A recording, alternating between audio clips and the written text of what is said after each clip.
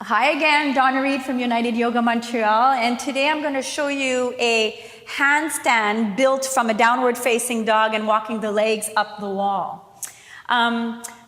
If I have a student in class that's never done a handstand before, so they're a beginner when it comes to the handstand, I will teach them how to get in the downward facing dog with the feet against the wall and then walk the legs up to see if their shoulder girdle can take the handstand position, and also to see if they have the strength in their torso, pelvis, and legs, okay? So you would come onto the floor, you would place yourself to come to a downward facing dog. So you would bring your ankles in line with your hips and your outer heels with your little toes. And then you would bring your hands a little bit in front of you so that you can come and take a downward facing dog.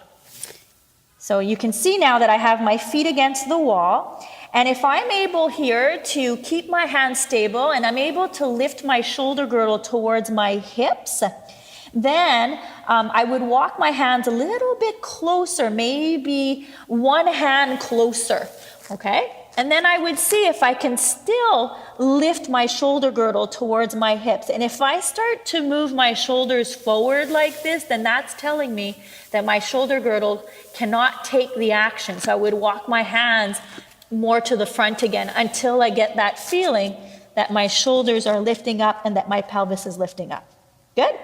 Then once I have that, on the next exhale, I'm pressurizing down into the index finger and thumb so that I keep my hands stable into the floor. And then I'm lifting my shoulder blades towards my hips, and I'm moving my outer armpits towards the wall so that I widen that shoulder girdle. As I keep widening the shoulder girdle on the exhale, I squeeze my inner elbows to make sure that my shoulders are stable.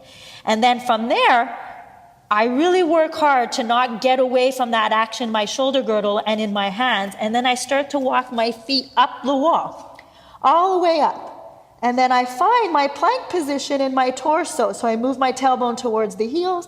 I push the inner heels up towards the ceiling. And then again, hands into the floor, shoulder blades up, hips up, pushing through the feet. Then I start to walk my feet back down. I take an inhale. I come down into a child's pose to rest. So that would be the first thing I would do with a beginner to teach them handstand.